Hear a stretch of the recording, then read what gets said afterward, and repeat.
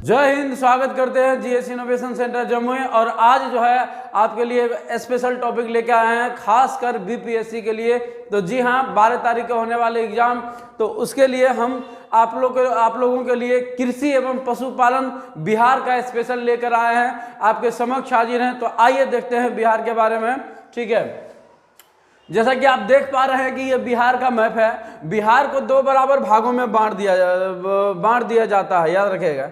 बिहार को 2 बराबर भागों में बांट दिया गया है। तो बांटने का काम कौन करता है? तो ये गंगा नदी बिहार के 2 बराबर भागों में बांटने का काम जो करती है वो गंगा नदी करती है। ये इधर से आ रही है, इधर देख पा रहे होंगे, ये बीचों बीच जो गई हुई है ये बिहार का जो है गंगा नदी है, जो कि बिहार में ये गंगा नदी 2 बराबर भागों में बांट देती है, एक उत्तरी और एक दक्षिणी। उत्तरी और दक्षिणी यानी कि उत्तर और दक्षिण 2 बराबर भागों में बांटने का काम करती है। यानी कि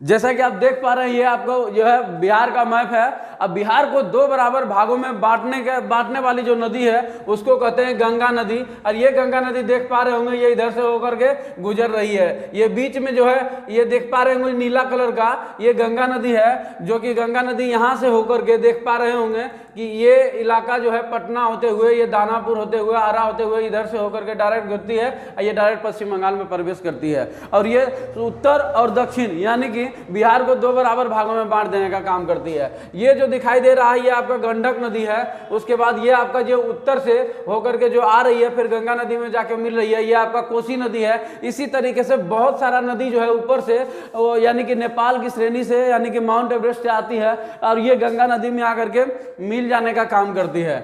और आप देख पा रहे होंगे कि ये जो उत्तरी इलाका है ना, ये उत्तरी इलाका जो है बिहार का काफी उपजाऊ माना जाता है, काफी जो है उपजाऊ माना जाता है। कारण क्या है कि नदियों को प्रवाह हो जाने के कारण एक मैदानी भाग का निर्माण करती है, जिसके कारण अच्छा खासा फसल हो जाती है। लेकिन वही एक दक्षिणी भाग जो आपको दिखाई दे रहा है ये एक पठारी भाग पड़ जाता है। पठारी भाग में यानी कि दोस्तों ये हिल एरिया भी इधर आ जाएगा, साथ साथ में पठार भाग आ जाएगा। तो इधर नदियां की कमी रहने के कारण ये मैदानी एरिया का निर्माण नहीं कर पाती है, जिसके कारण जो है खेती की उपजाऊ जो है कम देखने को मिलती है। तो दक्षिणी पठार में पानी की कमी रहने के कारण जो है आपका एग्रीकल्चर सेक्टर यानी कि कृषि क्षेत्र जो है बहुत ही कम देखने को मिलता है।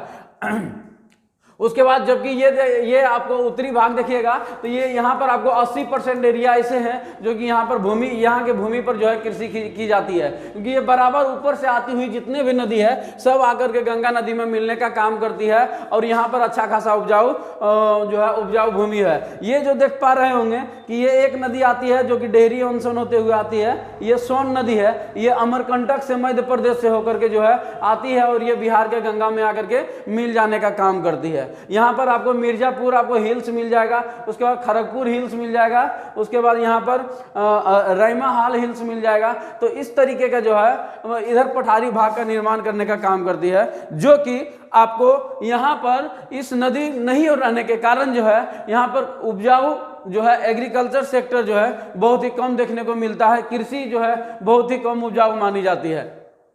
जैसा कि आप लोग सब जानते होंगे कि बिहार का जो क्षेत्रफल है आपको 94,163 वर्ग सेंटीमीटर है, सॉरी वर्ग मीटर स्क्वायर है। आप ये बिहार का मैप देख रहे हैं, हम इसीलिए आपको बिहार से परिचित कराना चाहते थे ताकि हम आपको कृषि और पशुपालन सेक्टर में जो है आपको बता सके। ठीक है, तो ये सभी जो है बिहार का जो है डिस्ट्रिक्ट है। टोटल जो है बिहार में जो है 38 जिला है। 38 जिला जो है इसमें देखने को मिलता है। जो है बीपीएससी स्पेशल लेके आए हैं आपके लिए।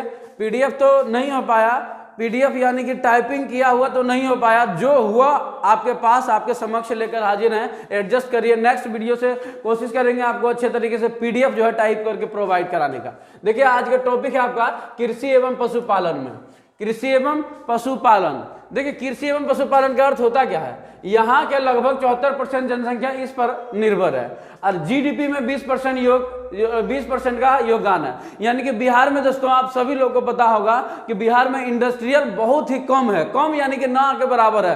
थोड़ा बहुत बेगूसराय का एरिया जो है थोड़ा बहुत इंडस्ट्रियल एरिया है, वो भी बहुत ज़्यादा लोगों को जो है रोजगार प्रदान नहीं कर पाती है। और हमारे यहाँ जो है कोस्टल एरिया नहीं रहने के कारण भी जो है हमारा जो है आर्थिक स्थिति कमजोर है, ये भी हम कह सकते हैं, जो कि बिहार का जो है एक तरीके से अर्थव्यवस्था में बहुत ही जो है कम भागीदारी होता है। यही का लगभग जो है 74% ऐसा जनसंख्या है दोस्तों, 74% ऐसा जनसंख्या है जो कि यहाँ पर कृषि एवं पशुपालन पर क्या है निर्भर करता है, जिसमें कि पूरा जीडीपी, बिहार का जीडीपी का टोटल जो है 20% जो है यही भूमिका निभाने का काम करती है। अब बिहार का जो है जीडीपी बोल देते कितना हो जाएगा तो 2,35,000 करोड़, 2,35,000 करोड़ जो है 22-23 का जो है जीडीपी है इसका। कुल कृषि योग्य भूमि 80% है। यहाँ पर जो है 80% एरिया जो है कृषि करने लायक है। और कृषि करने लायक में जो उत्तर बिहार है, उत्तर बिहार का एरिया जो है सबसे ज्यादा उपजाऊ मानी जाती है, क्योंकि जितने भी नदियां आती है सब गंगा नदी में आके मिलने का काम करती है। गंगा नदी ऊपर से यानी कि एवरेस्ट आप जानते हैं सभी की नेपाल है, नेपाल से जितने भी नदियां निकलती है सब गंगा नदी में आकर के जो है गिर जाती है और बीच बीच में जो है उपजाऊ भूमि का अर्थात कह सकते हैं एक मैदानी एरिया का निर्माण करने का काम करती है। शुद्ध बोया गया क्षेत्र 45.8% है। बिहार के किसान खाद्यान्न के साथ साथ दलहन, तिलहन, रेशेदार फसलों, ईख, फल, सब्जियां आदि उत्पादन करने का काम करती है। यानी कि बिहार का एक तरीके से ये प्रमुख फसल है जो कि ये सब जो है उत्पादन करने का काम करती है। साथ साथ में आपको देखने को मिलेगा, देखने को मिलेगा धान भी जो है और गेहूं भी, यानी कि ये सभी चीजों आपको देखने को मिलेगा। बिहार में सर्वाधिक जो है फसल जो होती है उसे कहा जाता है धान, द्वितीय सर्वाधिक फसल जो है वो गेहूं माना जाता है। बिहार की कृषि संरचना किस पर आधारित है तो बिहार की जो है उत्तरी मैदान कृषि की सघनता अधिक है। लगभग 65 से 80% भूभाग पर कृषि की जाती है। जैसा कि अभी हम बताएं कि 80% ऐसा एरिया है बिहार में जो कि उत्तर भाग में, बिहार के उत्तरी भाग में जो है कृषि की जाती है, लेकिन दक्षिणी भाग पठारी एरिया होने के कारण यहाँ पर जो है कृषि करना थोड़ा सा मुश्किल हो जाती है, क्योंकि पानी की कमी हो जाती है, ना ही नहर की व्यवस्था है। ऊंचे जगह पर पानी कहाँ से आएगी, नदियाँ कहाँ से निकलेगी। तो यही कारण है कि दक्षिण भारत में जो है पठारी एरिया रहने के कारण कृषि सेक्टर यानी कि कृषि भूमि जो है कम है। बिहार देश के कुल 8 से 10% तक खाद्यान्न जो है उत्पादन करता है। यानी कि दोस्तों 70 से, देखिए अभी हम क्या बताए थे कि 65 से 80% एरिया में जितना भी एग्रीकल्चर होता है, यानी कि टोटल 100% एरिया का जितना भूमि पर यहाँ पर एग्रीकल्चर होती है बिहार में, टोटल 65 से 80% भाग जो है उत्तर बिहार में हो जाती है। बाकी बात जो है 10% एरिया यानी कि कह सकते हैं 8 से 10% जो है मात्र दक्षिण भारत में ही होती है। हमारे जम्मू में ले लीजिए ना, टोटल जमीन का, टोटल भूमि का मात्र 15% ही ऐसा एरिया है जो कि यहाँ पर कृषि की जाती है। पानी की समस्या इस बार तो जम्मू जिला कृषि जो है टोटल 11 जिला, याद रखेगा टोटल 11 डिस्ट्रिक्ट जो है ऐसे हैं जो कि सुखाड़ घोषित कर दिए हैं इसके लिए। और सभी जो है किसानों को आर्थिक लाभ लेने के लिए 3500 रुपया का वितरण किया गया है मुख्यमंत्री के द्वारा। मुख्यमंत्री सुखाड़ योजना के तहत जो है 3500 रुपया का वितरण कर दिया गया है। 3500 रुपया हर एक खाता, हर किसान के खाता में दिया गया है। ठीक है, तो जो भी है आपका 3500 रुपये जो दिया गया सुखाड़ के, तो आप देखिए 11 जो जिला है ना वो सभी जिला है पठारी भाग का मिलेंगे आपको। उत्तरी जो है उत्तर बिहार का आपको कोई नहीं मिलेगा, सब दक्षिण पठार का जो है यानी कि दक्षिणी बिहार का आपको सभी जिला मिलेंगे।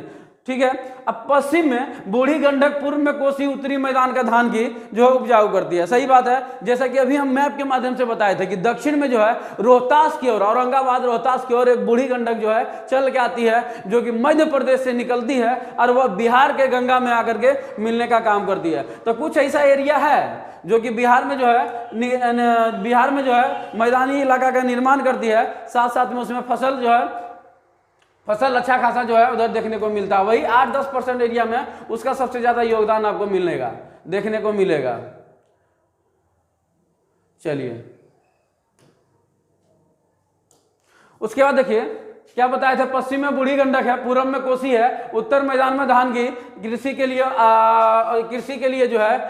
लिए आदर्श है। देखिए जैसे कि आप जानते हैं कि ये आपका बिहार वाला एरिया है, एडजस्ट करिएगा, ये बिहार वाला, और ये बिहार है, ये इधर से आ जाती है, ये इधर से पूरब में आपको, इधर से नेपाल से आती है कोसी आपको, इधर से आपको बूढ़ी गंडक आती है, इधर से आपको सोन आती है ना, इधर से आपको कौन मिलती है, सोन मिलती है। तो ये जो एरिया है कोसी वाला, तो ये उत्तर बिहार के पूरब में जो स्थित है, ये एरिया जो है इधर आपको मैदानी एरिया का निर्माण करती है, और ये वाला जो एरिया है ये बूढ़ी गंडक वाला आती है, जो यहाँ पर पश्चिमी चंपारण पूर्वी चंपारण की ओर जो है बहने का काम करती है। तो ये बिहार के उत्तर पश्चिम में है, और ये उत्तर पूर्व में आपको देखने को मिलेगा। फिर आपको दक्षिण के पश्चिम में आपको देखने को मिलेगा, आपको बूढ़ी गंडक देखने को मिलेगा। तो यही आपको कह रहा है कि जो है पश्चिम में बूढ़ी गंडक और पूर्व में कोसी और उत्तरी मैदान धान के लिए, कृषि के लिए आदर्श है, और कृषि के लिए आदर्श बनाने का काम करती है। यही सब नदियां जो है मैदानी भाग का निर्माण करती है। और हमारा जो है कोसी नदी, याद रखिएगा, कोसी नदी की बात किया जाए तो बिहार का शराब इसे कहा जाता है,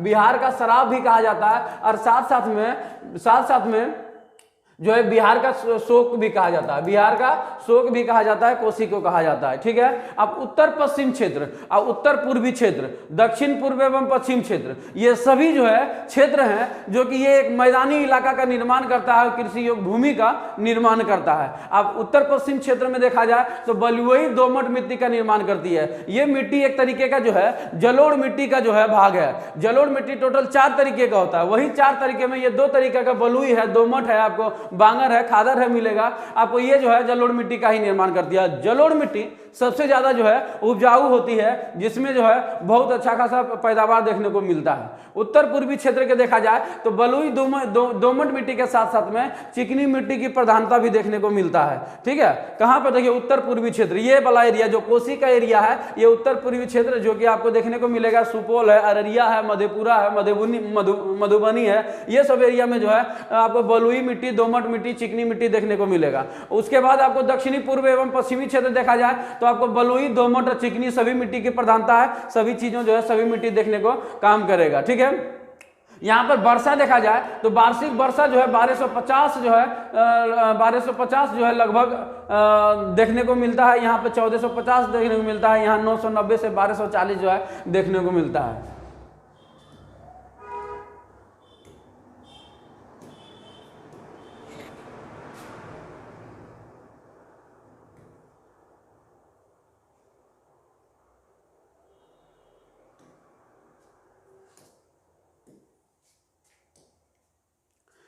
देखिए, उत्तर पश्चिमी क्षेत्र जो है चावल, गेहूं, मक्का, आलू, ईख, आम, लीची के लिए फेमस है। उत्तर पश्चिमी क्षेत्र कह रहा है, तो उत्तर पश्चिमी क्षेत्र क्या हो जाएगा आपका। देखिए, ये इधर से आती है आपको कौन सा नदी, बूढ़ी गंडक, और ये इधर से कौन सा आती है, कोसी नदी। ये आती है आपका बूढ़ी गंडक, है ना, और ये आपका आती है आपका कोसी नदी आती है। तो उत्तरी पश्चिमी क्षेत्र की बात कर रहा है, तो उत्तरी पश्चिमी क्षेत्र यानी कि ये बूढ़ी गंडक, और उसके बाद बूढ़ी गंडक यानी कि ये वाला जो एरिया में जो निर्माण होती है, पश्चिमी चंपारण है आपका, पूर्वी चंपारण है आपको, चावल है, गेहूं है, मक्का है, आलू है, ईख है, आम है, लीची है, ये आ जाएगा आपको। मुजफ्फरपुर, समस्तीपुर वाला भी एरिया आ जाएगा। तो ये सभी एरिया में जो है आपका ये सब फसल जो है की प्रधानता है, और ये सब देखने को मिलता है। साथ साथ में देखा जाए तो उत्तर पूर्वी क्षेत्र में देखा जाए तो मक्का, जूट, अनारस, मक्का जो है, जूट है, उसके बाद अनारस जो है देखने को मिलता है आपको। दक्षिण क्षेत्र, उत्तर पूर्व यानी कि ये वाला एरिया आपको दक्षिण क्षेत्र की देखा जाए तो चावल है, गेहूं है, आलू है, आपका अमरूद है, ये सब चीजें जो है आपको देखने को मिलता है, दक्षिणी क्षेत्र में मिलता है। दक्षिणी क्षेत्र में आपको कौन सा इलाका हो जाएगा, ये आपको देखा जाए तो ये दक्षिणी क्षेत्र है, ये दक्षिणी भाग वाला, ये दक्षिणी भाग में जो है ये सब चीजें, ये सब फसलें जो है देखने को मिलता है। फसल बिहार में देखा जाए तो ये फसल जो है बिहार में 3 भागों में बांटा गया है। तो कौन कौन बांटा गया है, तो खरीफ फसल, रबी फसल, जायद फसल। जायद फसल को हम गर्मा फसल के नाम से भी जानते हैं, जिसको खरीफ फसल बुआई का समय होता है जून जुलाई, जबकि रबी फसल देखा जाए तो ये अक्टूबर नवंबर में बो दी जाती है रबी फसल को। और उसके बाद जो है देखा जाए तो जायद यानी कि गर्मा फसल के नाम से जानते हैं, ये अप्रैल के महीने में बोई जाती है। जबकि इसको देखा जाए खरीफ फसल, तो खरीफ फसल में 2 तरीके का आता है, एक भदई आता है, एक अगहनी आता है। भदई जो है जुलाई और अगस्त में जो है बोया, जुलाई और अगस्त में जो है तैयार हो जाता है, जिसमें कि आपको धान हो जाता है, आपको जूट देखने को मिलता है। अगहनी में जो है नवंबर और दिसंबर में जो है आपको जो है देखने को मिलता है, तैयार हो जाता है। अब इसमें धान हो जाएगा, गन्ना हो जाएगा, सब्जियां वगैरह के ये सभी जो है तैयार हो जाता है। ठीक है। उसके बाद देखा जाए रबी फसल में सब जानते हैं आपको जौ है, चना है, गेहूं है, मटर है, सरसों है, राई है, ये सभी जो है फसल आपको देखने को मिलेगा रबी फसल में आता है, जो कि बिहार दूसरी सबसे बड़ी फसल, द्वितीय सबसे बड़ी जो है रबी फसल जो है गेहूं के नाम से जानते हैं। गेहूं जो होता है जून के महीना में काटी जाती है। प्याज है, मक्का है, उसके बाद मड़ुआ है, सब्जी है, मूंग है, ये सभी चीज़ें जो है जायद फसल यानी कि गर्मा फसल के रूप में आ जाता है। एक मक्का भी आ जाएगा आपको, जो गर्मिया मक्का कहते हैं, गर्मा दिनों में जो होता है, ये सभी जो है आपको देखने को मिलता है। ठीक है ना। तो ये तीन तरीके का जो है मुख्य रूप से बिहार में फसल जो है उपजाई जाती है। बिहार की प्रमुख फसल, तो बिहार की प्रमुख फसल धान और गेहूं है। धान जो है हमारे बिहार में जो है 80% से अधिक एरिया पर जो है धान का जो है खेती की जाती है, जबकि इसका टोटल जमीन जितना बिहार में जितना 100% पर कृषि की जाती है, उसका टोटल 46% भाग पर क्या की जाती है, आपका 46% भाग पर जो है धान की उपजाऊ की जाती है। धान के लिए उपजाऊ के लिए कम से कम 125 सेंटीमीटर वर्षा की आवश्यकता होती है, 125%। और उत्तर बिहार की बात किया जाए तो पूर्णिया, किशनगंज, अररिया लगभग सभी डिस्ट्रिक्टों में धान की खेती लगभग की ही जाती है, क्योंकि वो उत्तरी मैदान का निर्माण करती है। दूसरी सबसे बड़ी फसल जो देखी जाती है बिहार में गेहूं की देखी जाती है। गेहूं जो है ज़्यादा आपको पता ही है, ये ज़्यादा जो है आपको जिस तरीके से धान पानी लेती है उस तरीके से ये इसको उतना ज़रूरत नहीं है, और ये एक रबी फसल के रूप में आता है। जबकि ये धान जो है एक खरीफ फसल है, इसमें हमेशा पानी की ज़रूरत है, यानी कि इसमें टोटल पानी की ज़रूरत जो है 125 सेंटीमीटर वर्षा की आवश्यकता हो जाती है। दूसरी प्रमुख फसल जो है बिहार की है, ये बलुई दोमट मिट्टी में जो है इस टाइप का जो है फसल जो है देखने को मिलता है। और ये नवंबर और दिसंबर में महीना में क्या होता है, ये बोया जाता है। मार्च अप्रैल महीना में से काट लिया जाता है। कृषि भूमि के लगभग 27% भाग पर उगाई जाती है, यानी कि टोटल 100% जितना कृषि होती है हमारे बिहार में 46% एरिया पर धान की खेती की जाती है, और जबकि 27% एरिया पर जो है आपको गेहूं की कृषि की जाती है टोटल बिहार में। ठीक है, देखा जाए तो ये देश में टोटल 6ठा स्थान है, यानी कि टोटल देश में जितना उत्पादन करता है उसका जो है 6वां भाग हमारा जो है बिहार जो है उत्पादन करके देती है, जो कि हम जो है बिहार जो है 6वां स्थान पर जो है इसके भागीदारी बनते हैं। 2020 से 21 में देखा जाए तो उत्पादक मामले में बेगूसराय, रोहतास, मुजफ्फरपुर राज्य के कुल चावल उत्पादन में 21.8% हिस्सा था, यानी कि 21.8% हिस्सा था। देख लीजिए कौन कौन जिला है, बेगूसराय है, रोहतास है, मुजफ्फरपुर है आपका, ये 3 जिला मिला करके टोटल 21.8% जो है अधिक एरिया में जो है ज्यादा जो है देखने को मिला था, उत्पादन देखने को मिला था। टोटल 2022 में देखा जाए तो उत्पादक की दृष्टि से बेगूसराय प्रथम स्थान पर और न्यूनतम स्थान पर गया, यानी कि बेगूसराय एक ऐसा डिस्ट्रिक्ट था जो कि गेहूं के उत्पादन में सबसे ज्यादा जो है आगे बढ़त जो है बना करके आया था, जबकि सबसे कम जो है गया। हमने आपको पहले भी बोला था आपको कि बेगूसराय जो है एक उत्तरी बिहार की एरिया है, और उत्तर बिहार सबसे ज्यादा उपजाऊ भूमि है क्योंकि उत्तरी मैदान का निर्माण करती है। यहाँ पर बहुत सारी जो है नदियाँ आकर के जो है गंगा नदी में आके मिलती है, और ये बेगूसराय जो है गंगा का दियारा भी है। तो इस तरीके से जो है बेगूसराय काफ़ी उपजाऊ यहाँ पर जो है मिट्टी भी है। और बिहार में जो है देखा जाए तो बिहार में सबसे ज़्यादा रिवेन्यू यही प्राप्त करता है बिहार सरकार को, याद रखिएगा, रिवेन्यू सबसे ज़्यादा जो है यही देने का काम करता है बिहार सरकार को। सबसे ज़्यादा कोई टैक्स बढ़ता है तो बेगूसराय बिहार का बेगूसराय एक इंडस्ट्रियल एरिया भी माना जाता है, इंडस्ट्रियल एरिया है। और ये अगर यदि बोल दे न्यूनतम बोलेगा तो कौन किया था, तो न्यूनतम गेहूं उत्पादन जो है गया, सबसे कम जो है गया को देखने को मिला था। ठीक है, तो उम्मीद करते हैं आपको ये सब चीजें जो है समझ में आता होगा।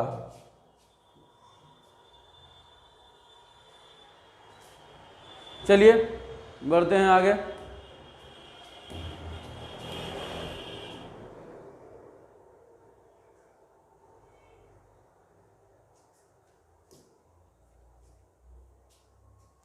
देखिए जौ दिया हुआ है, ये जौ है असिंचित कृषि क्षेत्र में भी सफलतापूर्वक हो जाती है। जौ उत्पादन में पूर्वी चंपारण पश्चिमी चंपारण जो है अग्रणी राज्य है। याद रखिएगा जौ उत्पादन में कौन सा है, ईस्ट चंपारण, ईस्ट चंपारण और वेस्ट चंपारण, ये दोनों जो है जौ उत्पादन में ज्यादा है। और जौ उत्पादन के लिए ज्यादा पानी की आवश्यकता ही होती नहीं है, ज्यादा पानी की आवश्यकता नहीं होती है। गोपालगंज, सिवान, वैशाली, मुजफ्फरपुर और ये बिहार जो है उत्पादन का देश में दूसरा स्थान है। यानी कि ये सब जो है डिस्ट्रिक्ट जो देखने को मिल रहा है, गोपालगंज है, सिवान है, वैशाली है, मुजफ्फरपुर है, जो है ये सब जौ उत्पादन में भी जो है देश, ये भी जौ उत्पादन के लिए ये भी माना जाता है, ये भी खास जगह है। लेकिन देश में देखा जाए तो बिहार जो है जौ उत्पादन में, बिहार जो है जौ उत्पादन में दूसरा सबसे बड़ा दूसरा स्थान रखता है, दूसरा स्थान रखती है बिहार, याद रखिएगा जौ।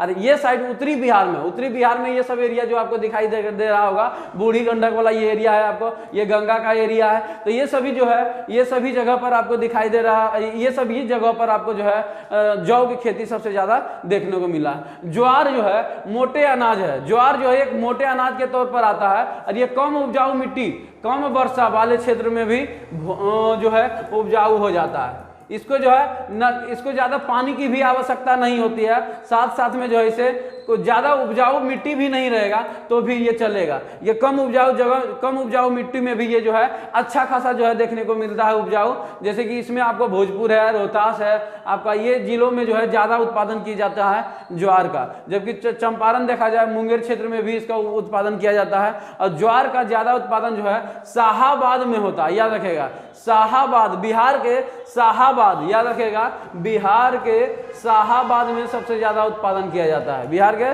शाहाबाद में सबसे ज्यादा जो है उत्पादन देखने को मिला है। ठीक है, उसके बाद देखा जाए कि बिहार में प्रमुख मोटे अनाज कौन कौन सा है, तो ज्वार है, आपको देखने को मिलेगा, बाजरा देखने को मिलेगा, है ना, जिनके 3 वर्षों के दौरान जो है वृद्धि दर 31.1% और 16.4% देखी गई है। यानी कि ये दोनों, यानी कि ये 3 वर्ष तो देखा गया, तो तीनों वर्ष में जो है इसका जो है अनाज देखा गया मोटे अनाज है, ये जो है मोटे अनाज तौर पर सबसे ज्यादा जो है वृद्धि देखने को मिला। जबकि वही आपको बिहार में दलहनी फसल के रूप में हम जानेंगे, तो दलहनी फसल में बहुत सारा जो है, जिसमें मुख्य फसल आपको चना आएगा, मसूर आ जाएगा, खेसारी आ जाएगा, अरहर हो जाएगा, कुल्थी, ये सभी जो है फसल जो है बिहार का दलहनी फसल आते हैं। और ये एक रबी फसल में भी देखने को मिलता है हमको। रबी के दिनों में ये सब फसलों को क्या होता है, बोया जाता है, याद रखिएगा, रबी के फसल में जो है बोया जाता है। देखा जाए तो उत्पादन कहाँ पर क्या क्या होता है, कहाँ पर, तो चना देखा जाए तो चना मुख्य फसल स्थान है, किसका है, दलहनी का। दलहनी यानी कि दलहनी में देखा जाए तो चना मुख्य फसल आता है। और गंगा के दक्षिणी मैदान में ये सबसे ज्यादा देखने को मिलता है। भोजपुर है, रोहतास है, बक्सर है, औरंगाबाद, गया, पटना, यानी कि ये सभी आपको पठारी एरिया है। अब पठारी भाग में आपको देखने को मिलेगा आपको ये सभी चीजों, क्योंकि ये सब जो भी ये फसल है, ये सब में पानी की आवश्यकता कम पड़ती है, पानी की आवश्यकता ना के बराबर पड़ती है। यही कारण है कि पठारीय भाग में जो है दलहनी पौधा जो है, दलहनी जो है ज्यादा, दलहनी जो है फसल ज्यादा देखने को मिलता है। जबकि मुंगेर है, भागलपुर है, चने के लिए मुख्य है। मुंगेर है आपका, भागलपुर है, चने के लिए जो है मुख्य देखा जाता है। और अरहर सभी जिलों में होता है, लगभग अरहर कहाँ है, सभी जिलों में है। मुख्य जिला जो है सारण है, दरभंगा है, मुजफ्फरपुर है, मुंगेर है, गया है, ये सभी जो है जिला जो है आपका जो है दलहन के लिए फेमस है, मशहूर है, याद रखिएगा। खेसारी देखा जाए तो एक मिश्रित फसल है के रूप में उपजाई जाती है, यानी कि खेसारी के साथ साथ में और कोई दूसरा फसल भी बो दिया जाता है और उसके साथ में खेसारी हो जाने का काम करता है, ठीक है ना, इसीलिए इसे मिश्रित फसल के नाम से भी हम जानते हैं। पटना, गया, रोहतास, भोजपुर, ईटीसी, ये सभी जिलों में जो है खेसारी की फसल जो है देखने को मिला है। मूंग जो है गेहूं काटने के बाद जो है लगाया जाता है, एक गर्मा फसल के रूप में भी जाना जाता है। यानी कि आपका जब गेहूं कट जाएगा, गेहूं के बाद जो है आपका मूंग लगेगा, गेहूं के बाद आपको क्या लगेगा, मूंग लगेगा। और आपको गर्मा फसल में एक मक्का भी आता है, मक्का भी जो है लगाया जाता है, याद रखिएगा। तो गेहूं काटने के बाद लगाया जाता है। ये एरिया जो है सबसे ज्यादा मुंगेर जो है, भागलपुर है, शेखपुरा, ये एरिया में जो है आपको देखने को मिलता है, ठीक है। मसूर की बात किया जाए तो बिहार का एक प्रमुख फसल ये भी मानी जाती है और ये भी एक दलहनी फसल है। सर्वाधिक उत्पादन जो है पटना में होती है, मसूर की सबसे ज्यादा उत्पादन कहाँ होती है, पटना में होती है। और अन्य जिला की बात किया जाए तो नालंदा है, गया है, जहानाबाद है, मुंगेर है, ईटीसी, ये सभी जो है जिला में जो है आपको देखने को मिलेगा ये मसूर का जो है खेती जो है देखने को मिलेगा। इसे थोड़ा बहुत तो सब जितने भी मतलब दक्षिणी भाग यानी कि दक्षिण बिहार का एरिया है, सब जगह थोड़ा बहुत देखने को मिलेगा। लेकिन मुख्य जिला की बात किया जाए तो आपको नालंदा है, गया है, जहानाबाद है, मुंगेर है। आप आ जाइएगा जमुई तरफ भी आपको मिल जाएगा ये सब, ये सब जो है फसल आपको देखने को मिलेगा। लेकिन जमुई में 15% एरिया पर ही सिर्फ खेती ही की जाती है, तो थोड़ा बहुत किया जाता है, ज़्यादा नहीं है यानी कि, ठीक है। चलिए देखते हैं।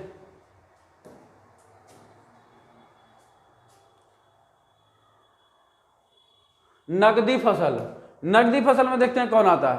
नकदी फसल देखा जाए तो गन्ना उत्पादन, देखिए नकदी फसल किसे कहा जाता है? नकदी फसल जब कोई फसल हो जाने के बाद उससे हम बेच करके क्या कमा सकते हैं? पैसे कमा सकते हैं, अर्थात नकद रूप में हम प्राप्त कर सकते हैं, तो उसी को हम क्या कहेंगे? नकदी फसल कहेंगे। गन्ना उत्पादन में तापमान इसका गन्ना उत्पादन के लिए कम से कम 26 डिग्री सेल्सियस इसका होना चाहिए। 26 डिग्री सेल्सियस में आपका गन्ना का उत्पादन जो एक अच्छा जो है तापमान मानी जाती है। इसमें जो जलोढ़ मिट्टी है, जलोढ़ मिट्टी में जो है गन्ना की कृषि की जाती है, और इसके लिए वर्षा की बहुत ज़्यादा जरूरत होती है। पानी तो बहुत चाहिए, पानी मिलेगा तभी गन्ना सही होगा। आपको वर्षा चाहिए, सिंचाई इरिगेशन बहुत ज़्यादा होना चाहिए इसमें, और मेहनत भी बहुत ही ज़्यादा लगता है। साल में ये कई बार होता ही है, मतलब 9 महीने 10 महीने लगभग लग जाते हैं एक बार जो है गन्ना के उत्पादन में, ठीक है ना। ये सभी व्यवस्था आपको गन्ना उत्पादन देखा जाए तो पश्चिमी चंपारण में ज़्यादा देखने को मिला है, पश्चिमी चंपारण में ज़्यादा देखने को मिला है, और देश में 9वां स्थान है। हमारा बिहार का जो है गन्ना उत्पादन में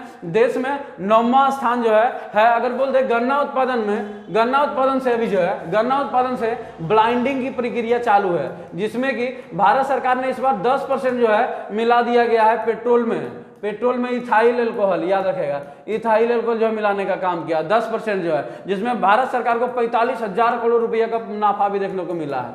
और आगे जो है 20% एरिया जो है 20% तक जो है इसको ब्लाइंडिंग करने का जो है काम चालू है। और ये कहा गया है कि आगे आने वाले लगभग 2030 तक जो है 2030 तक था, घटा दिया है, इसे घटा करके कम कर दिया गया है, और जो है इसे 20% कर दिया गया है, 20% जो है। और जब पेट्रोल में इथाइल अल्कोहल जो है मिलाया जाता है तो इसे कहा जाता है ब्लाइंडिंग। क्या कहा जाता है आपको? ब्लाइंडिंग। मिलाने की प्रक्रिया को ब्लाइंडिंग कहा जाता है, याद रखेगा। 3 लाख हेक्टेयर में गन्ने की उत्पादन होती है, 3 लाख, याद रखेगा। बिहार में जो है 3 लाख हेक्टेयर में गन्ने का उत्पादन जो है देखने को मिला है। प्रोत्साहन देखिए बिहार सरकार कर रही है, मुख्यमंत्री गन्ना विकास कार्यक्रम प्रोत्साहन योजना, यानी कि बिहार सरकार इसे प्रोत्साहन दे रही है गन्ना की कृषि को बढ़ाने के लिए। इसे सहायता राशि के रूप में भी मुख्यमंत्री के द्वारा डिस्ट्रीब्यूट किया जाता है। मेस्ता एक तरह का फसल है जो कि रेशेदार फसल आता है, याद रखेगा। मिर्च जो है पटना, दरभंगा जो है, मुंगेर, मुजफ्फरपुर, बक्सर, भोजपुर, ये सभी एरिया में जो है मिर्च का जो है देखने को मिल रहा है, फसल देखने को मिलता है। और उसके बाद ये सभी जितने भी आप देख पा रहे हैं ये सभी जो है नकदी फसल के रूप में जाना जाता है। मखाना देखा जाए तो देश में बिहार का प्रथम स्थान है। अब मखाना ये भागलपुर एरिया साइड में बहुत ज़्यादा होता है, इसकी कृषि की जाती है मखाना, जो कि भागलपुर, याद रखिएगा, कहाँ पर? भागलपुर तरफ ज़्यादा होता है। और आपको और अन्य जिला देखा जाए तो दरभंगा है, मधुबनी है, कटिहार है, सहरसा है, पूर्णिया है। आपको पूर्णिया के साथ साथ में आप भागलपुर भी लिख सकते हैं। इधर भी जो है आपको मखाना देखने को मिलता है, ठीक है। आपको फल देखा जाए तो बिहार में लीची है, केला है, चीकू है, अमरूद है, पपीता है, व्यापक रूप से जो है कृषि होती है ये सभी का। और लीची को याद रखिएगा भारत सरकार के द्वारा GI टैग भी से प्राप्त है, GI टैग भी प्राप्त है भारत सरकार के द्वारा, ठीक है ना। बिहार का जो है लीची बहुत ज़्यादा फेमस है। देखा जाए तो केला जो है बिहार में हाजीपुर फेमस है, हाजीपुर केला के लिए फेमस है। लीची देखा जाए तो मुजफ्फरपुर जो है फेमस है ना। तो ये सभी चीज़ें जो है फेमस देखने को मिलता है। लीची जो है मुजफ्फरपुर को पहला स्थान है, मुजफ्फरपुर का पहला स्थान है। और बिहार के फलों के उत्पादन में सर्वाधिक 36.7%, 36.7% जो है हिस्सा है, याद रखिएगा। बिहार के फलों में देखा जाए तो 36.7% जो है हिस्सा केला का है, 36.7% हिस्सा जो है केला का है। चाय देखा जाए तो चाय भी बिहार में कुछ जगह पर होता है, जो कि किशनगंज देखने को मिलेगा। इसी के आस पड़ोस में आपको मिल जाएगा, आपको दार्जिलिंग देखने को मिलेगा, उसके बाद आपको जलपाईगुड़ी। तो ये सब एरिया जो है आपको सटा हुआ रहने के कारण ये किशनगंज में जो है चाय की उत्पादन की जाती है। इसके अन्य क्षेत्र जो है पूर्णिया है, अररिया है, कटिहार है, ये सभी जो है ये सभी एरिया में चाय की खेती बिहार में की जाती है। जूट देखा जाए तो बिहार का देश में दूसरा स्थान है, जूट बिहार का देश का दूसरा स्थान है। है जो कि जलोढ़ मिट्टी में की जाती है, इसकी जो है कृषि की जाती है। कहाँ पर? जलोढ़ मिट्टी में की जाती है, अधिक वर्षा वाले क्षेत्रों में होती है। अधिक जो है पूर्णिया में, बिहार के कुल जूट उत्पादन का 70% अकेला पूर्णिया, 70% अकेला पूर्णिया अति करती है, याद रखेगा। अगर बोल दे भारत में कौन सा स्थान है, तो दूसरा स्थान है। पहला स्थान बोल देगा तो किसका है? वेस्ट बंगाल का, पश्चिम बंगाल का जूट उत्पादन में, याद रखेगा। जूट उत्पादन में पश्चिम बंगाल का पहला स्थान जो है देखने को मिला है। कटिहार जो है, मुजफ्फरपुर है, दरभंगा है, ईटीसी, ये सभी जगहों पर जो है आपको जो है जूट का उत्पादन देखने को मिलता है। देश में दूसरा स्थान है।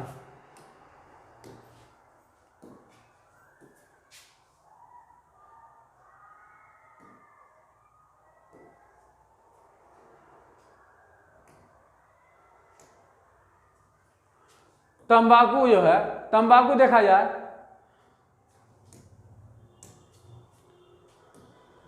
क्या हो गया, तंबाकू देखा जाए तो 14,000 हेक्टेयर, कितना? 14,000 हेक्टेयर।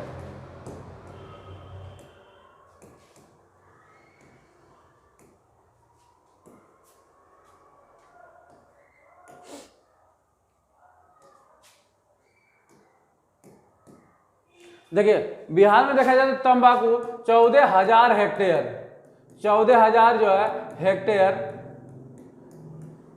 14,000 जो है हेक्टेयर में किया जाता है। 14,000 हेक्टेयर में किया जाता है, तंबाकू की खेती की जाती है। उत्पादन क्षेत्र देखा जाए तो दरभंगा, मुजफ्फरपुर, मुंगेर, पूर्णिया, ये सभी जगह पर तंबाकू का जो है बिहार में उत्पादन किया जाता है। देश में फल, फूल एवं सब्जियां उत्पादन में बिहार का स्थान देखा जाए तो कौन कौन सा है? लीची देखा जाए तो लीची बिहार में जो है पहला स्थान है, देश में, देश का है, याद रखेगा। देश का जो है पहला स्थान जो है लीची का है। भिंडी का देखा जाए तो दूसरा स्थान है, फूल गोभी दूसरा स्थान है। धान का 5वां स्थान, धान का 5वां स्थान है, याद रखिएगा। मक्का जो है आपका दूसरा स्थान है। जूट में दूसरा स्थान, पहला स्थान वेस्ट बंगाल है। तंबाकू देखा जाए तो 6ठा स्थान बिहार का, 6ठा स्थान जो है बिहार का है। तिलहन देखा जाए तो 7वां स्थान। सूरजमुखी जो है 4था स्थान, सूरजमुखी 4था स्थान। आम जो है 5वां स्थान। गेहूं जो है 6ठा स्थान। चना जो है 6ठा स्थान। गन्ना जो है 9वां स्थान। और जौ देखा जाए तो ये 3रा स्थान। जौ जो है तीसरा स्थान पड़ता है जो है देश के उत्पादन में जो है बिहार का स्थान है। जबकि भारत जो है दुनिया में खीरे का सबसे बड़ा निर्यातक देश बनकर उभरा है, यानी कि खीरे के निर्यात में विश्व में भारत जो है सबसे ज्यादा उत्पादन करती है। और उत्पादन के साथ साथ में जो है निर्यात भी भारत जो है करने का काम करती है, जो कि दुनिया में सबसे पहला स्थान जो है रखता है खीरे उत्पादन में। बिहार में जैविक कृषि की बात किया जाए तो जैविक कृषि का भी जो है बहुत आयात देखने को मिला है। जैविक कृषि जो है अब हर देश, हर कंट्री, धीरे धीरे कंट्री के साथ साथ में हमारा जो देश है जैविक उत्पादन में सबसे ज़्यादा प्रोत्साहन देखने को मिला है। क्योंकि आपको सिक्किम जो है पूर्ण तरीके से जैविक खाद यूज करने वाला जो है स्टेट बन गया है। बिहार में भी इसको जो है बढ़ावा देने के लिए प्रोत्साहन राशि दी जा रही है बिहार गवर्नमेंट के द्वारा। जैविक कृषि करने के बाद होता क्या है, बिहार की यानी कि खेती जो है, यानी कि खेतों में प्रदूषित कम करना। मसाला डाल देने के बाद क्या होती है, मसाला ज़्यादा डाल देने के बाद जो है खेतों की जो उर्वरक होती है वो प्रदूषित हो जाती है, जिसके कारण जो है सरकार के द्वारा प्रोत्साहन राशि इसलिए दी जा रही है कि जैविक कृषि हो जाने के कारण एक तरीके का कह सकते हैं कि सतत विकास, खेतों का सतत विकास होता है। आगे आने वाले उपजाऊ भी अच्छे तरीके से देखने को मिलता है।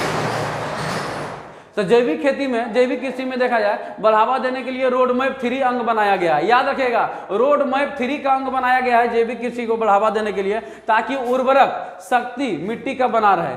जैविक सामग्रियों खरीदने के लिए सरकार का सब्सिडी भी दे रही है, यानी कि सरकार जो है प्रोत्साहन राशि के साथ साथ में प्रोत्साहन राशि यानी कि दे रही है सब्सिडी के माध्यम में, सब्सिडी के माध्यम से। यानी कि आपके पास जाते होंगे दुकान में उर्वरक लेने के लिए तो कम दामों में जो है उर्वरक आपको प्राप्त किया जा रहा होगा।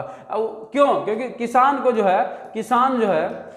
को कम दामों पर उपलब्ध होगा तो किसान जो है प्रोडक्शन यानी कि कृषि का खेती जो है अच्छे तरीके से कर पाए, ठीक है। इसीलिए सरकार सब्सिडी देने का काम करती है। लेकिन उर्वरक पर भारत सरकार जो है इस पर थोड़ा सा अभी जो है कमी कर दिया गया है, प्रोडक्शन में कमी कर दिया गया है, जो कि बिहार को किल्लत देखने को मिलता है।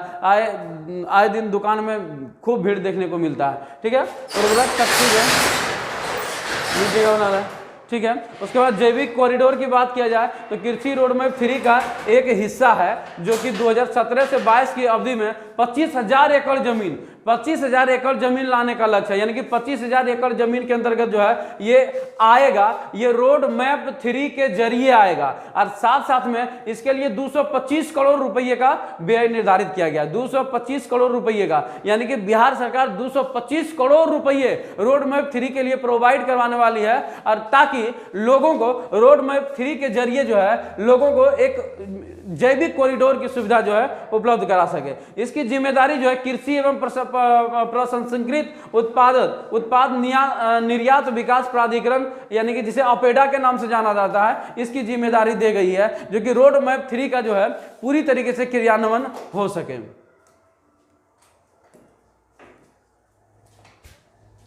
चलिए वर्मी कंपोस्ट, वर्मी कंपोस्ट के बारे में देखा जाए तो वर्मी कंपोस्ट जो है एक व्यवसायिक जो है उत्पादन पर अनुदान देने वाला बिहार देश का पहला राज्य है। यानी कि इंडिया में कोई भी ऐसा देश नहीं है जो कि वर्मी कंपोस्ट के लिए प्रोत्साहन के लिए सरकार जो है अनुदान देती है। बिहार एकमात्र ऐसा राज्य है जो कि ये अनुदान देने का काम कर रही है ताकि वर्मी कंपोस्ट को बढ़ावा मिल सके।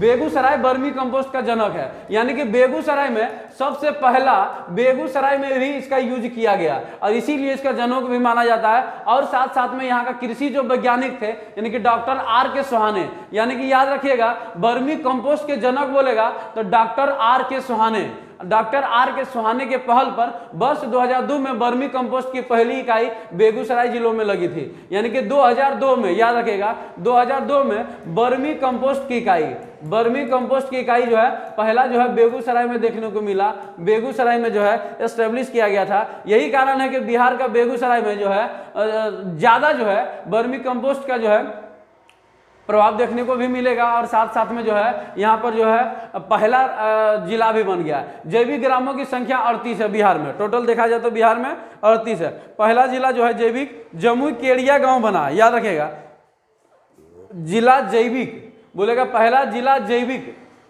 कौन सा है तो जम्मू है। जम्मू में कौन सा गांव तो केड़िया गांव बना है। इस गांव के किसान जीवित माटी किसान सीमित बनाकर लगातार जो है इस खेती का बढ़ावा दे रहे हैं। यानी कि बिहार का एकमात्र जिला जो जम्मू है जो कि जैविक जिला बना। कौन सा जिला बना? जैविक जिला। जैविक जिला का केड़िया गांव, याद रखिएगा।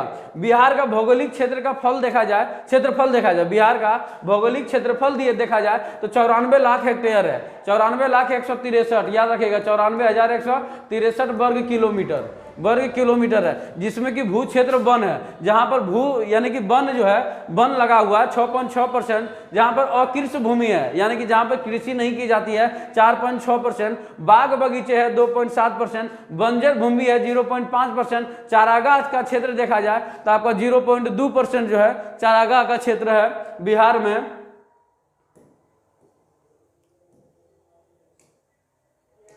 बिहार में 3 नए कृषि विश्वविद्यालय की स्वीकृति दी है। यानी कि कृषि को बढ़ावा देने के लिए देख रहे हैं ना, 3 नए कृषि विश्वविद्यालय की स्वीकृति दी है 2021 में। कहाँ कहाँ बनेगा?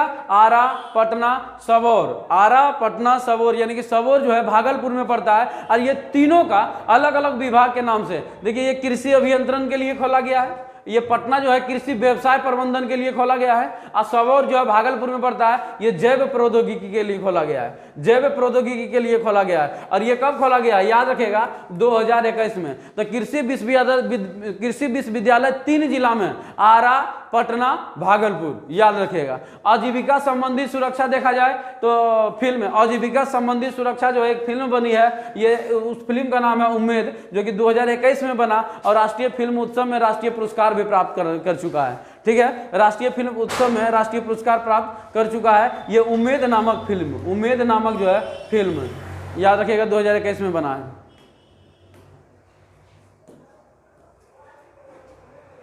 अब देखते हैं पशुपालन, ये कृषि था, जो कि आपको ये टॉपिक आपको कृषि का हो गया है क्लियर। ये जितने भी हम आपको बता रहे हैं ये सब एक बार आप लोग देख लीजिएगा, क्योंकि ये सब कृषि और पशुपालन से अच्छा खासा क्वेश्चन आते हैं, और ये जो मैं आपको दे रहा हूं ये पक्का आएगा, आप लोग इसको देख के ही जाइएगा।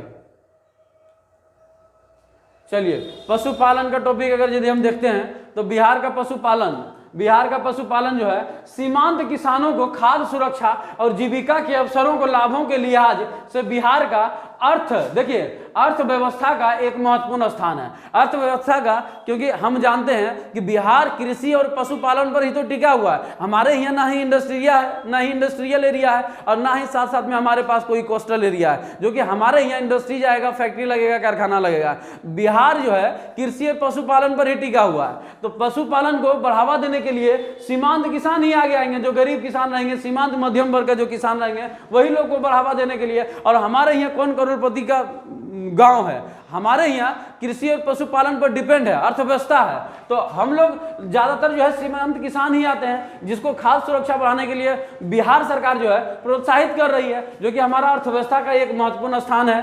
पशुधन जो है देखने को मिलता है उत्पादन या उत्पाद, प्रोटीन, अन्य पोषक तत्व का महत्वपूर्ण जो है घटक भी है। यानी कि जो पशु से निकलने वाले उत्पाद, जो प्रोडक्ट बनते हैं, वो हमारे लिए महत्वपूर्ण स्थान है। जैसे कि आपको मिलेगा, आपको दूध से मक्खन बनाने के लिए, रसगुल्ला बनाने के लिए, आपको पनीर बनाने के लिए, यही से दूध से यानी कि प्रोटीन है, और साथ साथ में पोषक तत्व है, ये सभी निकालने का ये जो है घटक माना जाता है। उच्च स्तरीय पशु उत्पाद और अन्य उत्पादों के निर्यात से विदेशी मुद्रा अर्जित करने में मदद मिलती है। सही बात है भाई, ये उच्च स्तरीय जो है पशु उत्पादों और अन्य उत्पादों के लिए निर्यात करने में बहुत ज्यादा भूमिका निभाने का काम करती है बिहार में। और पशुपालन बड़े पैमाने पर रोजगार भी उपलब्ध कराती है। पशुपालन बिहार में बड़े पैमाने पर रोजगार के साथ साथ में जीविका चलाने के लिए सरल माध्यम बताया गया है, जो कि जीविका के माध्यम से तीन बकरी जो है गरीब लोगों को दिया जाता है पालने के लिए, ताकि वो अपना जीविका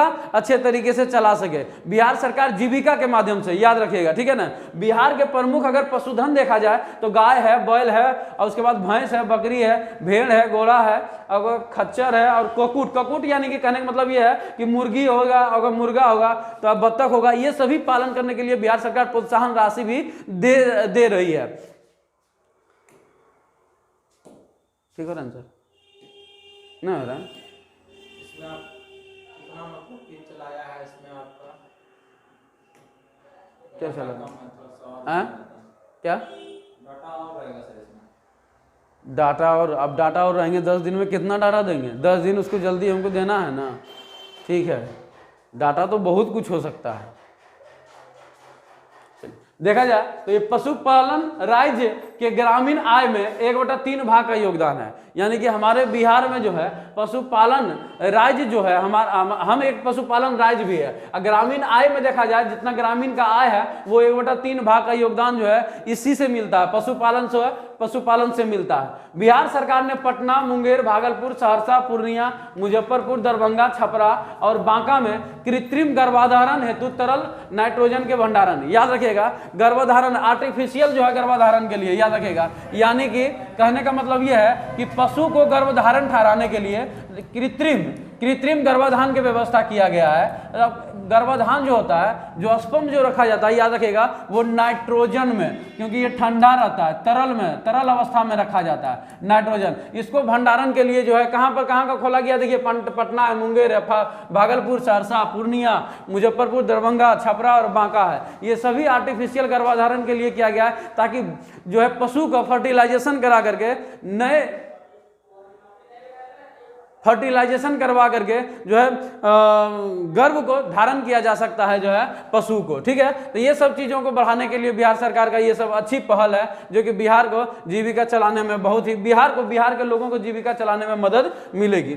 बिहार सरकार निःशुल्क वितरण कार्यक्रम, पशुओं को चिकित्सा, बंध्याकरण, कृत्रिम गर्भाधारण, टीकाकरण, चारा, बीजों का वितरण है। यानी कि ये सब चीज़ों जो है बिहार सरकार के द्वारा जो है एक निःशुल्क जो है चीज़ों को चलाया गया है। निःशुल्क जो है वितरण प्रणाली है, जो कि बिहार में लोगों को, यानी कि ये सब मुफ्त जो है सेवाएं मिलने का काम करती है, जिसमें कि आपको जो डॉक्टर होते हैं, पशु का जो डॉक्टर होते हैं, वो गांव-गांव, घर-घर जाकर के उसमें जो है आपको अगर मान लीजिए किसी का कोई बीमारी चल रहा है अभी, तो उस बीमारी का इलाज के लिए लोग टीकाकरण का काम करने का किया, तो उसके लिए आपको बिहार सरकार पैसा नहीं लगी, जाएगी आपको टीका लगाएगी, वो आएगी। बंध्याकरण करवा लीजिए, कृत्रिम गर्भाधारण करा लीजिए, उसके बाद टीकाकरण के साथ साथ में बीज है वितरण, ये सब जो है चीज़ों का काम करने का काम करती है।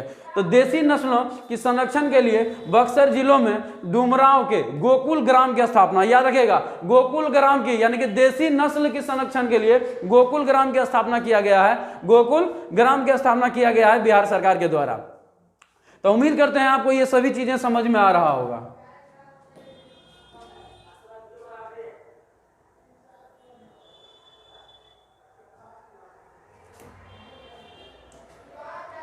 देखिए, डॉक्टर राजेंद्र कृषि विज्ञान केंद्र परिषद, डॉक्टर राजेंद्र कृषि विज्ञान परिषद पशु प्रजनन उत्कृष्टता केंद्र के शिलान्यास किया गया। बिहार सरकार ने पशुपालन के उन्नत बनाने के लिए पशुधन विकास एजेंसी का गठन किया है, यानी कि पशुपालन को बेहतर करने के लिए बिहार सरकार नए नई चीज़ों को पहल कर रही है ताकि लोगों को जीविका जो है चलाने में मदद मिले। पशु सखी कार्यक्रम के माध्यम से पशुओं की स्वस्थ सेवा उपलब्ध की जा रही है। ये देखिए पशु सखी है, क्या है, एक पशु सखी है, पशुपालन को बढ़ावा देने के लिए पशु सखी का, और साथ साथ में गोकुल ग्राम का, क्या चीज का, गोकुल ग्राम का, ये सब चीजों का स्थापना किया गया है बिहार सरकार के द्वारा। राष्ट्रीय गोकुल मिशन के अंतर्गत ही पशु सखी कार्यक्रम, गोकुल मिशन के तहत ही पशु सखी कार्यक्रम शुरू की गई है। मंत्रालय देखा जाए तो मंत्रालय कृषि एवं किसान कल्याण मंत्रालय के द्वारा जिम्मेदारी दिया गया है, पशुपालन डेयरी एवं मत्स्य विभाग पालन विभाग को यह जिम्मेदारी दिया गया है कि गोकुल मिशन का जो है सफल बनाया जाए। देखा जाए तो कुक्कुट पालन में तो राज्य में ग्रामीण परिवारों को अधिक रोजगार और आमदनी बढ़ाने के लिए कुक्कुट पालन का बढ़ावा दिया राज्य सरकार के द्वारा। कुक्कुट पालन के अंतर्गत जो है मुर्गा और मुर्गी और बत्तख आते हैं, और ये सभी चीज़ों को बढ़ाने के लिए बिहार सरकार जो है बढ़ाने के साथ साथ में जो है रोजगार और आमदनी जो है बढ़ाने के लिए जो है ये सभी चीज़ों का प्रोत्साहन बिहार सरकार कर रही है। बिहार में 4 कुक्कुट प्रजनन कार्य है, पटना है, मुजफ्फरपुर है, पूर्णिया है, किशनगंज, ये सभी जगहों पर जो है कुक्कुट पालन के लिए बिहार सरकार जो है प्रजनन फार्म जो है बनाने का काम किया है।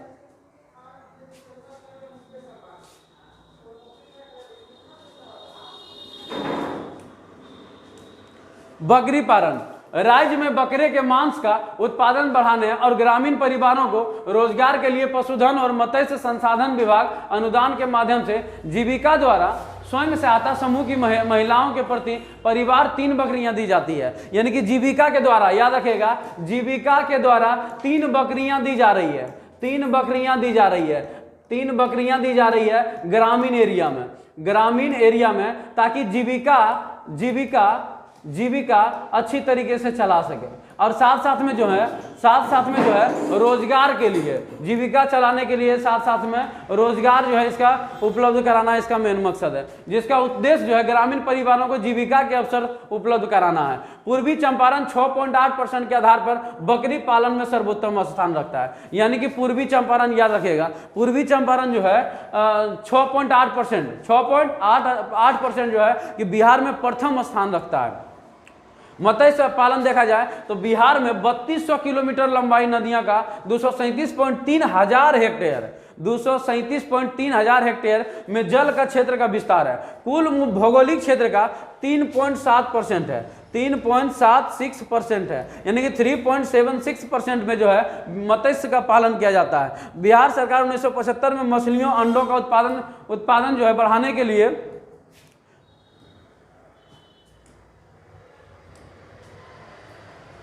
बिहार सरकार 1975 में मछलियों अंडों के उत्पादन बढ़ाने के लिए मत्स्य पालन की फार्मिंग पद्धति को अपनाकर मत्स्य पालन को प्रोत्साहित करने का काम किया। कौन किया? बिहार। 1975 में ये स्कीम जो है लॉन्च किया ताकि मछलियों को और अंडों को क्या कर सके, इसकी जो है प्रोडक्शन में वृद्धि कर सके। मछली पालन का महत्वपूर्ण क्षेत्र गोकुर झील, याद रखेगा। ये गोकुर झील बोलेगा कहां पर है? बेगूसराय है, बेगूसराय गोकुर झील है, और ये मीठे पानी का झील है, मीठे पानी का झील माना जाता है। और यहाँ पर जो है बड़े मात्रा में मछली का उत्पादन किया जाता है, बड़े मात्रा में मछली का जो है उत्पादन किया जाता है। मछली उत्पादन, और इसकी गहराई भी बहुत अधिक है, याद रखिएगा। मीठे पानी का विशाल झील, गहराई भी है। मछलियों के उत्पादन में चौथा स्थान है। बिहार का ताजा पानी का मछली का उत्पादन है, याद रखिएगा। मछली के उत्पादन में बिहार चौथा स्थान। बिहार जो है कितना स्थान है? चौथा स्थान है। बिहार का मछली देखा जाए तो रेहू है, झींगा है, टेंगरा है, मांगुर है, नैनी है, उसके बाद बोआरी है, गरई है, ईटीसी, ये सभी जो है मछली जो है, ये सभी मछली जो है बिहार का है, जो कि यहाँ पर प्रोडक्शन होती है।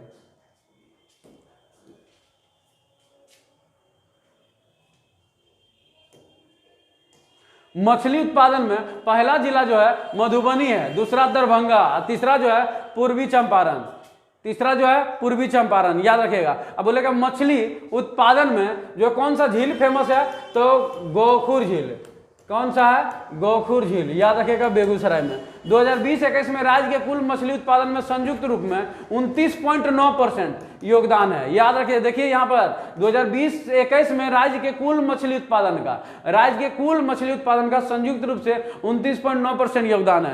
गत 5 वर्षों में 7% की वृद्धि दर दर्शाता है मछली उत्पादन। मतलब हर साल जो है मछली का उत्पादन जो है बढ़ते आ रही है, जिसमें कि देखा गया 5 वर्षों में 7% जो है मछली का उत्पादन दर जो है बढ़ा है। दूध उत्पादन देखा जाए तो बिहार में दूध के मुख्य स्रोत गाय है, जिसका कुल दूध उत्पादन में 62.6% हिस्सा है, 62.6% हिस्सा है। भैंस देखा जाए तो 35.2% और बकरी देखा जाए तो 2.2%। यानी कि टोटल जो है बिहार में जो है दूध उत्पादन में गाय ज्यादा भूमिका निभा रही है, दूसरे नंबर पर भैंस है, तीसरा नंबर में बकरी है, और जो है गरीबों का गाय के नाम से जाना जाता है बकरी।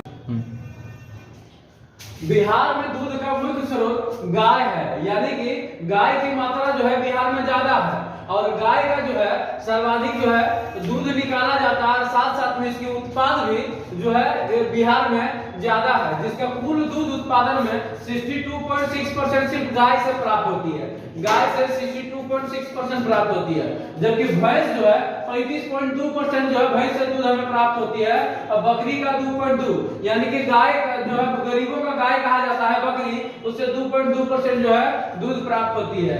गाय से दूध उत्पादन में समस्तीपुर, बेगूसराय, पटना जिलों का संयुक्त रूप से 18.2%, यानी कि ये सभी जिला लगा करके 18.2% योगदान है हमारे बिहार में।